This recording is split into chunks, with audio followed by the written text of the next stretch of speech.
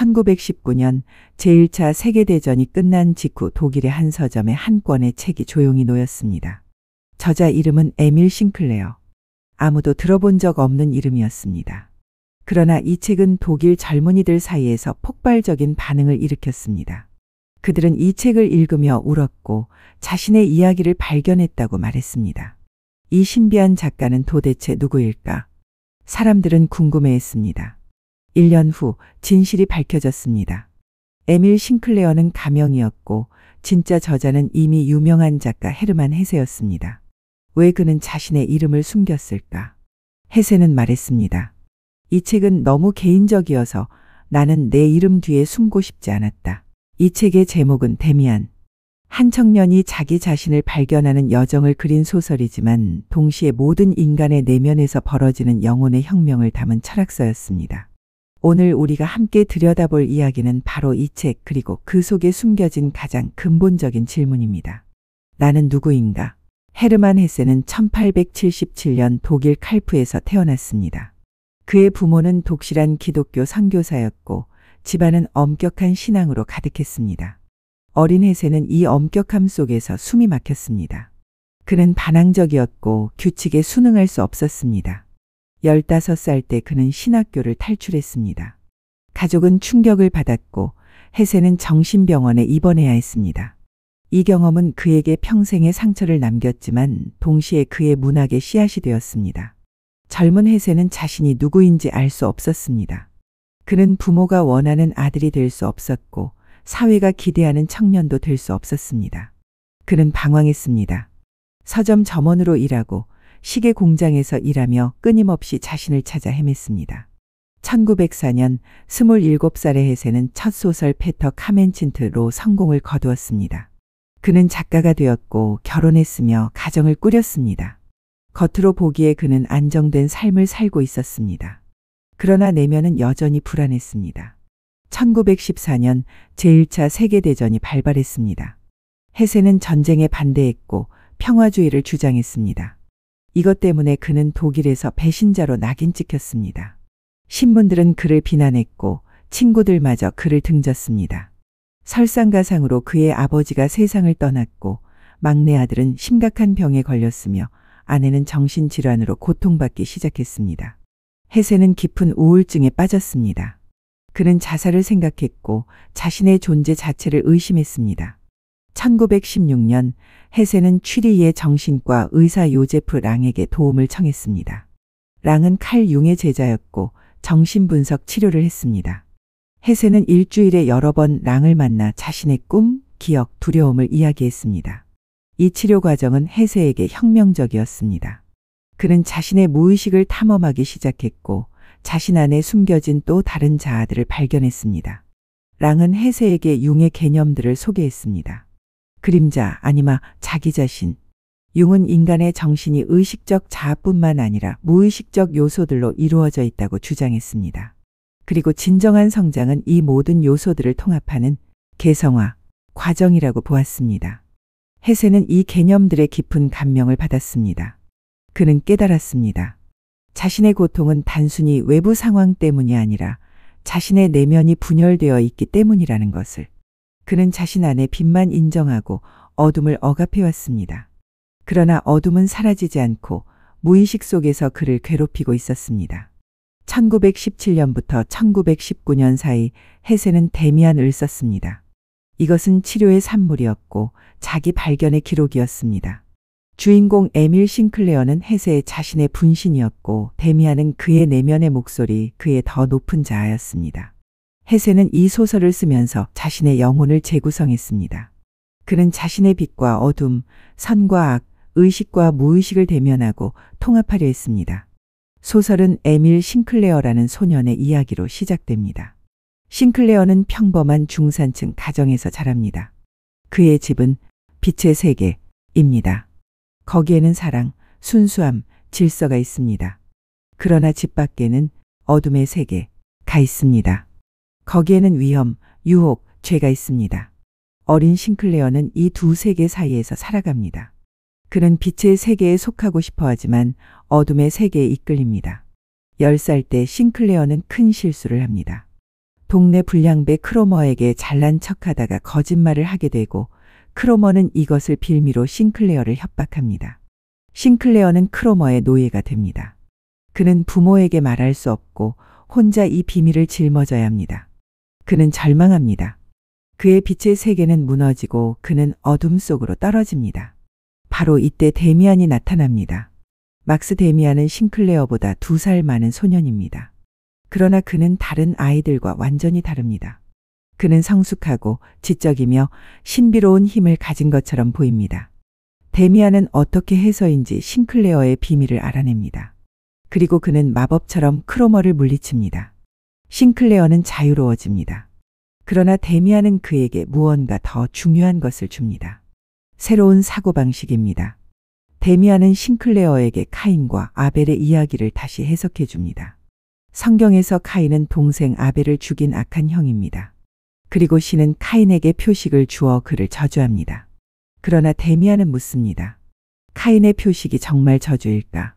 아니면 오히려 특별한 표시일까? 데미안은 카인이 실제로는 강하고 용감한 사람이었고 약한 사람들이 그를 두려워하여 악한 사람으로 만들었다고 말합니다. 카인의 표식은 이 사람은 다르다. 이 사람을 건드리지 마라. 는 표시였습니다. 이 해석은 싱클레어에게 충격을 줍니다. 그것은 그가 배운 모든 것에 의문을 제기합니다. 선과 악이 그렇게 분명하게 나누어지지 않는다면, 교회와 사회가 가르치는 도덕이 절대적이지 않다면, 데미안은 싱클레어에게 말합니다. 세상에는 2 종류의 인간이 있어. 카인의 표식을 가진 사람과 그렇지 않은 사람. 표식을 가진 사람은 자기 자신의 길을 가는 사람이야. 데미안의 가르침은 계속됩니다. 그는 싱클레어에게 아브락사스라는 신에 대해 이야기합니다. 아브락사스는 고대 영지주의의 신으로 선과 악을 모두 포함하는 신입니다. 데미안은 말합니다. 우리가 숭배하는 신은 절반의 세계만 다스려. 그것은 선하고 정의롭고 아름다운 세계야. 그러나 다른 절반의 세계는 어떻게 하지? 악하고 파괴적이고 추한 세계는 진정한 신은 2 다를 포함해야 합니다. 아브락사스는 바로 그런 신입니다. 그는 낮과 밤, 천사와 악마, 창조와 파괴를 모두 아우릅니다. 이것은 싱클레어에게 해방을 가져다 줍니다. 그는 더 이상 자신 안의 어둠을 부정할 필요가 없습니다. 어둠도 그의 일부이고 그것을 인정하고 통합해야 합니다. 그러나 데미안은 곧 떠나고 싱클레어는 다시 혼자가 됩니다. 청소년기를 거치며 싱클레어는 방황합니다. 그는 술을 마시고 싸움을 하고 방탕한 생활을 합니다. 그는 자신을 파괴하는 것처럼 보입니다. 그러나 실제로 그는 자신의 그림자와 씨름하고 있습니다. 그는 억압된 욕망과 분노를 표출하고 있습니다. 이것은 필요한 과정입니다. 그는 완전히 무너져야만 다시 일어설 수 있습니다. 어느 날 싱클레어는 베아트리체라는 소녀를 봅니다. 그는 그녀에게 말을 걸지도 못하지만 그녀에게 사랑에 빠집니다. 이 사랑은 그를 변화시킵니다. 그는 그녀를 위해 더 나은 사람이 되려 합니다. 그는 술을 끊고 자신을 돌보기 시작합니다. 그는 그녀의 초상화를 그립니다. 그런데 이상한 일이 일어납니다. 그림을 그리면 그릴수록 그림 속 얼굴이 베아트리체에서 점점 멀어집니다.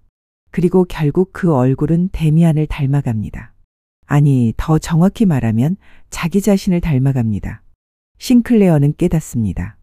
그가 사랑한 것은 실제 베아트리체가 아니라 그녀를 통해 본 이상적 이미지, 즉 자신의 아니마였습니다. 융의 용어로 아니마는 남성의 무의식 속 여성적 측면입니다. 싱클레어는 외부의 여성이 아니라 자신 안의 여성성과 연결되어야 했습니다. 데미안은 다시 나타나 이것을 확인해 줍니다. 내가 찾는 것은 밖에 있지 않아. 안에 있어. 대학생이 된 싱클레어는 데미안을 다시 만나고 데미안의 어머니 에바 부인을 만납니다. 에바 부인은 놀라운 여성입니다. 그녀는 아름답지만 나이를 초월한 것 같고 모성적이지만 동시에 에로틱합니다. 그녀는 완전한 여성성의 상징입니다. 싱클레어는 그녀를 사랑하지만 이것은 일반적인 사랑이 아닙니다. 그것은 영적 사랑이고 자기 자신의 완전성을 향한 갈망입니다. 데미안과 에바 주변에는 특별한 사람들이 모입니다. 그들은 모두 카인의 표식을 가진 사람들입니다. 그들은 사회의 규범에 얽매이지 않고 자기 자신의 길을 가는 사람들입니다. 그들은 다가올 새로운 시대를 예감합니다. 옛 세계는 무너지고 새로운 세계가 탄생할 것입니다. 그리고 실제로 전쟁이 일어납니다. 제1차 세계대전입니다. 싱클레어는 군대에 징집됩니다. 전쟁터에서 그는 부상을 입습니다. 야전 병원에서 깨어났을 때 그는 옆 침대에 누군가 있다는 것을 느낍니다. 그는 데미안입니다. 데미안은 싱클레어에게 마지막 말을 합니다. 내가 나를 필요로 할 때 나는 더 이상 이렇게 거칠게 오지 않을 거야. 내 안에 귀를 기울여봐. 그러면 내가 내 안에 있다는 걸 알게 될 거야. 그리고 데미안은 싱클레어에게 키스합니다. 그것은 에바 부인의 키스 같았습니다. 다음 날 아침 데미안은 사라지고 없습니다. 간호사에게 물어보니 그런 환자는 없었다고 합니다. 싱클레어는 깨닫습니다.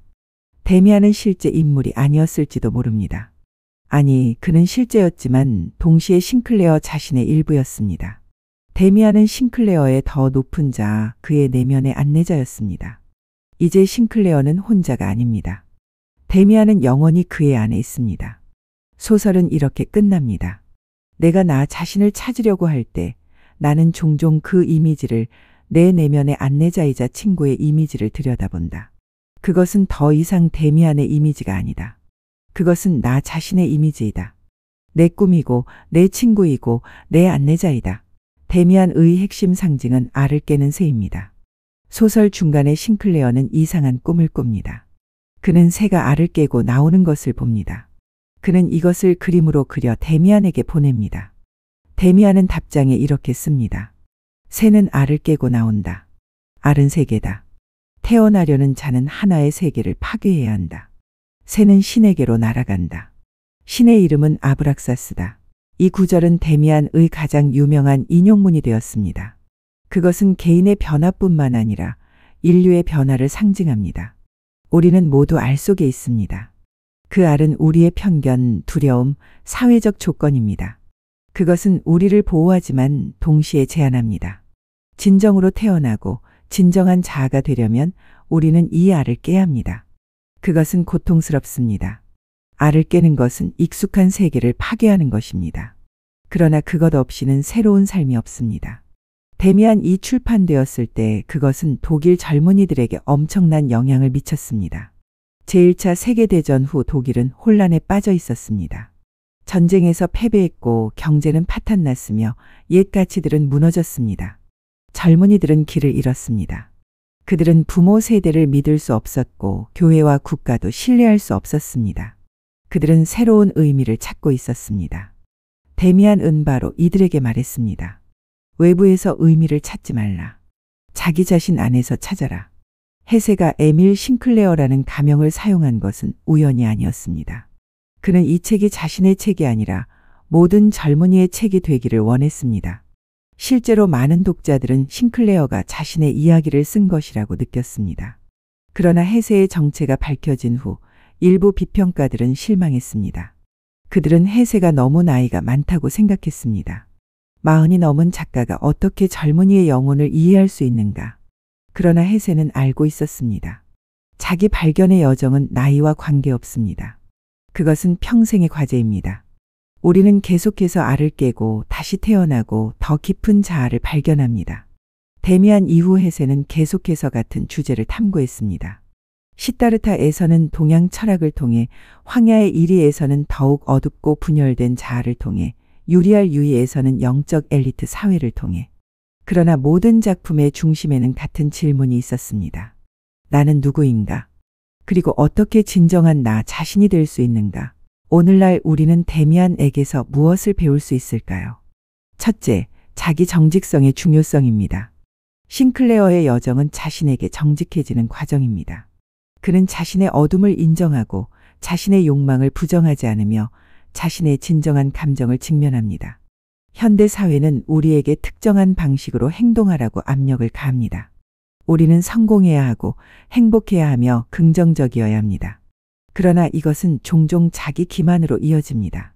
우리는 우리의 진정한 자아를 억압하고 가면을 쓰고 삽니다. 데미안은 우리에게 말합니다. 그 가면을 벗으라. 너 자신에게 정직하라. 비록 그것이 불편하고 두렵더라도. 둘째, 그림자의 통합입니다.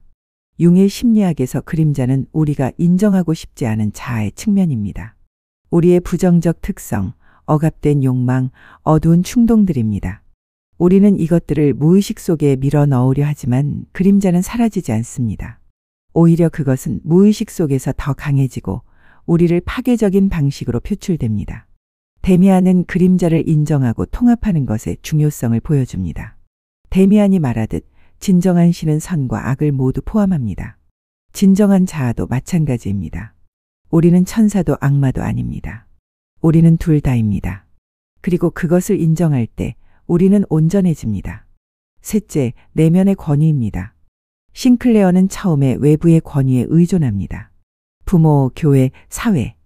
그러나 점차 그는 자신의 내면의 목소리를 따르기 시작합니다. 데미안은 외부의 권위가 아니라 내면의 안내자입니다. 최종적으로 싱클레어는 데미안조차 필요 없게 됩니다. 왜냐하면 데미안은 이제 그의 일부이기 때문입니다.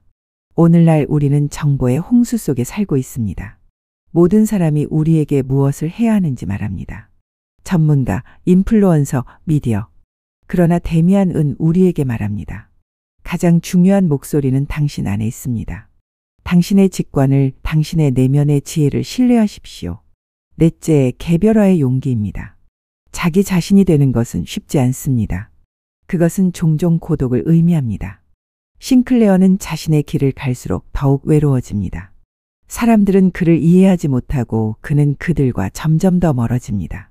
그러나 이 고독은 필요합니다. 우리는 진정한 자아를 발견하기 위해 군중에서 벗어나야 합니다. 헤세는 말했습니다. 모든 인간의 삶은 자기 자신을 향한 길이다. 이 길은 각자의 길입니다. 다른 사람의 길을 따라갈 수 없습니다. 우리는 우리만의 길을 개척해야 합니다. 오늘 밤 잠들기 전에 자신에게 물어보십시오. 나는 진정 나 자신으로 살고 있는가? 아니면 다른 사람들이 기대하는 나로 살고 있는가? 내 안의 어둠을 인정하고 있는가? 아니면 그것을 억압하고 있는가? 내 내면의 목소리를 듣고 있는가? 아니면 외부의 소음에 귀를 막고 있는가? 이 질문들은 불편할 수 있습니다. 그러나 데미안은 우리에게 말합니다. 이 불편함을 피하지 마십시오. 그것이 바로 성장의 시작입니다. 알을 깨는 것은 고통스럽습니다. 그러나 그것 없이는 새가 날 수 없습니다. 헤세는 소설의 마지막에 이렇게 씁니다. 우리 각자의 삶은 자기 자신을 향한 길이다. 자기 자신을 향한 시도이고 길의 암시이다. 어떤 사람도 완전히 자기 자신이 된 적이 없다. 그러나 각자는 자기 자신이 되려고 노력한다. 이것은 희망의 메시지입니다. 우리는 완벽할 필요가 없습니다. 우리는 단지 진정한 우리 자신이 되려고 노력하면 됩니다. 그리고 그 노력 자체가 의미 있습니다. 당신 안에도 데미안이 있습니다. 그는 당신의 더 높은 자아이고 당신의 내면의 안내자이며 당신의 잠재력입니다. 그의 목소리에 귀를 기울이십시오. 그는 당신에게 길을 보여줄 것입니다. 그것은 쉬운 길이 아닐 것입니다. 그러나 그것은 당신만의 길일 것입니다. 그리고 그 길의 끝에서 당신은 마침내 당신 자신을 발견할 것입니다. 다음 시간에도 인간의 내면을 비추는 또 한편의 지혜로 찾아뵙겠습니다. 구독과 좋아요는 이 철학의 여정을 이어가는 큰 힘이 됩니다. 오늘도 시청해 주셔서 감사합니다. 당신 안에 새가 알을 깨는 용기를 갖는 밤 되시기 바랍니다.